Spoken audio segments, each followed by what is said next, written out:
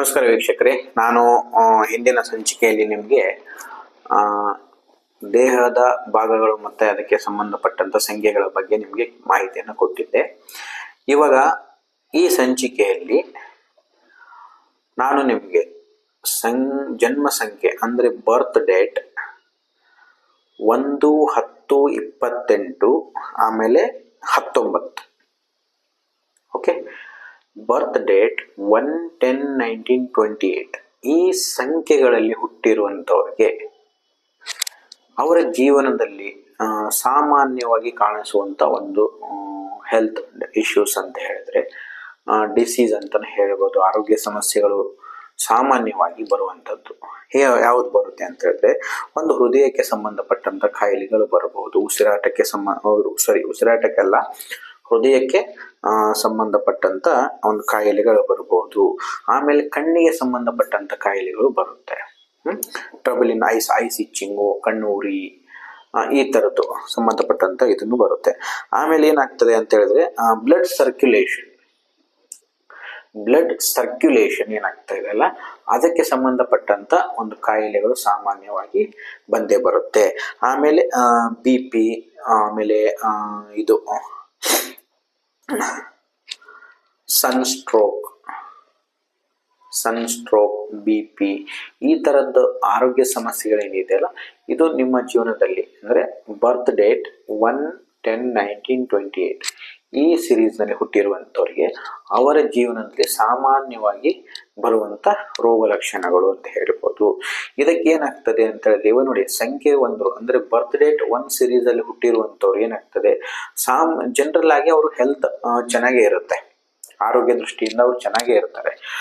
ಆದರೆ ಅವರು ಯಾವುದೇ ಒಂದು ಆರೋಗ್ಯ ಸಮಸ್ಯೆ ಬಂದರೂ ಸಹ ಅತಿ ಬೇಗ ಗುಣಮುಖವಾಗುವಂಥ ಒಂದು ದೇಹ ರಚನೆ ಇರುತ್ತೆ. ಬೇಗ ಗುಣಮುಖ ಆಗ್ತಾರೆ, ಅಂದ್ರೆ ಬೇಗ ಕ್ವಿಕ್ಲಿ ಅವರು ಬೇಗ ರಿಲೀಫ್ ಸಿಕ್ಬಿಡುತ್ತೆ, ಆಯ್ತಾ, ಬೇಗ ಗುಣಮುಖ ಆಗ್ತಾರೆ ಅಂತ ಹೇಳ್ಬೋದು. ಓಕೆನಾ. ಹೀಗೆ ಏನಾಗ್ತದೆ ಅಂದ್ರೆ, ನಿಮ್ಮ ಜನ್ಮ ಸಂಖ್ಯೆ ಮತ್ತು ನಿಮ್ಮ ಒಂದು ಕಂಡಕ್ಟರ್ ನಂಬರ್ ಅಂದ್ರೆ ಡೆಸ್ಟಿನಿ ನಂಬರ್ ಅಂತ ಹೇಳ್ತೀವಿ ನಾವು.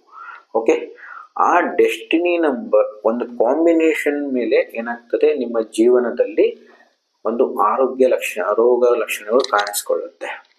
ಇದಕ್ಕೆ ಹೆಚ್ಚಾಗಿ ಪರಿಹಾರಗಳಂತೆ ಏನು ಹೇಳಿದ್ರೆ ಅಂತ ಹೇಳಿದ್ರೆ, ನಂಬರ್ 1ನಲ್ಲಿ ಹುಟ್ಟಿರುವಂತ ಹೆಚ್ಚಾಗಿ ಏನಾಗ್ತದೆ ಅಂದ್ರೆ, ಸೂರ್ಯ ಇದಕ್ಕೆ ಅಧಿಪತಿಯಾಗಿರೋದ್ರಿಂದ ಸೂರ್ಯೋದಯದ ಸಮಯದಲ್ಲಿ ಹೆಚ್ಚಾಗಿ ಇವರು ಏನಾಗ್ತದೆ, ಒಂದು ಮೆಡಿಟೇಷನ್ ಮಾಡುವಂಥದ್ದು, ಆಮೇಲೆ ಸೂರ್ಯೋದಯ ಸಮಯದಲ್ಲಿ ಮಲಗಿರುವಂಥದ್ದು. ಓಕೆ, ಸೂರ್ಯೋದಯದ ಸಮಯದಲ್ಲಿ ಮಲಗುವಂಥದ್ದು ಮಾಡಬಾರ್ದು. ಅಂದ್ರೆ ಮೆಡಿಟೇಷನ್ ಮಾಡಿ ಸೂರ್ಯೋದಯ ಸಮಯದಲ್ಲಿ ಮಲಗಬಾರ್ದು.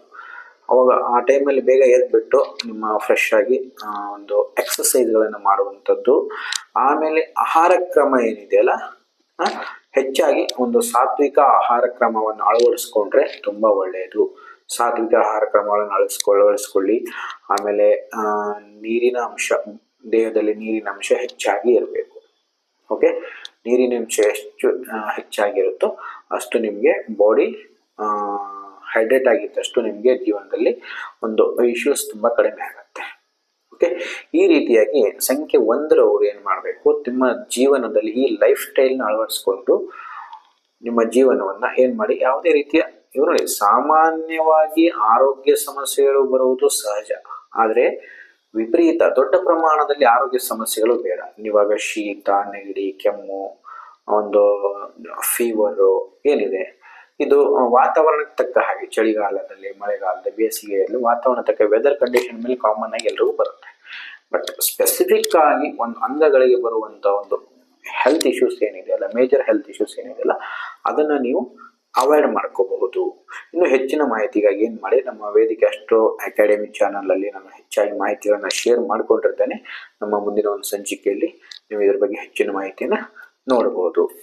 ನಮಸ್ಕಾರ ವೀಕ್ಷಕರೇ.